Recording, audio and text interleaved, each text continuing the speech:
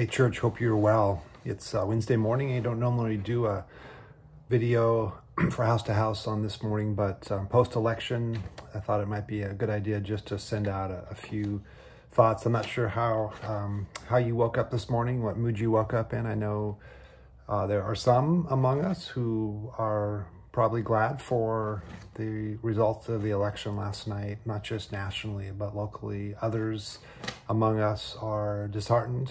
Things did not go the way that perhaps you wanted them to go. And then there's some among us who felt like, at least on the presidential level, maybe there wasn't any good option, any good possible outcome this morning.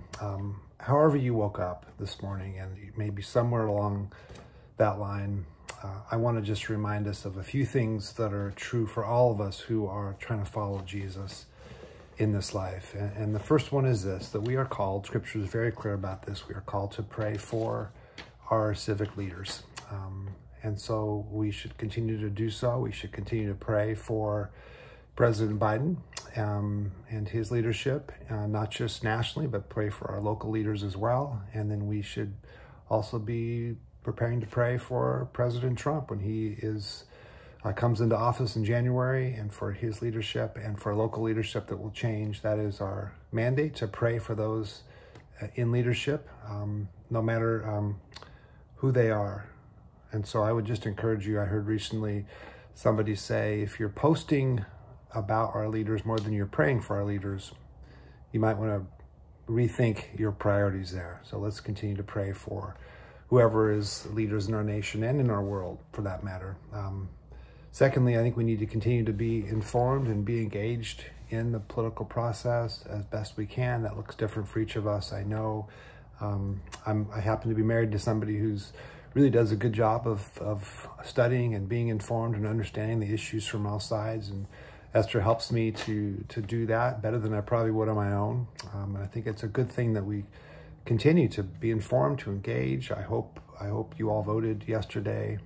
I was encouraged to show up at the polling place and drop off my ballot and see a couple of faith members there working the ballot station. I think that whole polling place is staffed by people from faith. And so I know we have a lot of folks engaged, and we need to continue to be engaged, because though politics is not of ultimate importance, it is important and it does impact people.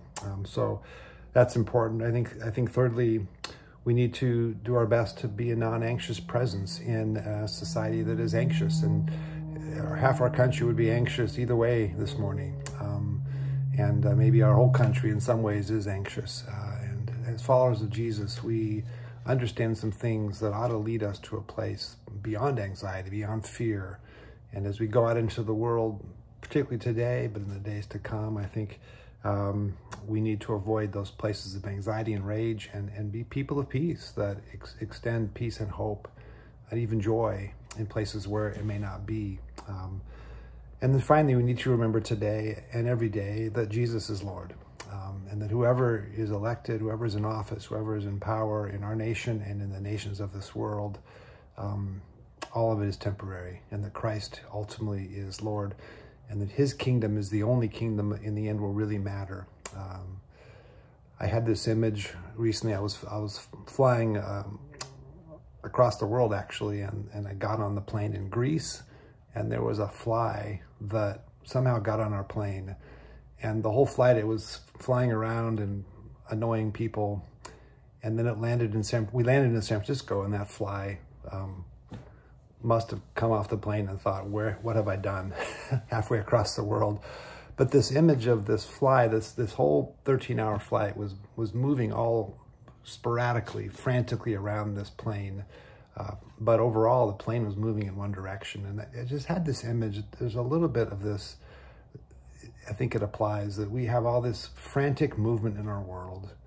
And we think that all of it is so consequential, but really God's purpose, God's working in the world is like this plane that's moving us all in this one direction. And inside the plane, and those things are important.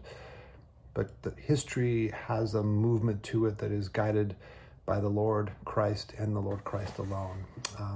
And we will end up at our destination, regardless of what happens inside the cabin on the way over. I'm not saying that those things don't matter. Certainly elections matter, policies matter, all those things matter. It has real impact on people's lives, but we need to remember that ultimately Christ is Lord. There's a really good column in the Sacramento Bee this morning talking about how every election we say this is the most important election of our lives, and how that phrase repeated over and over for years now actually creates great anxiety, as if everything hangs on this election. From a biblical perspective, from a Christ perspective, it's just not true that the God is in control and sovereign, and Christ is Lord, regardless of who is elected. And so what that leaves us with is, as followers of Jesus, is to continue our mission.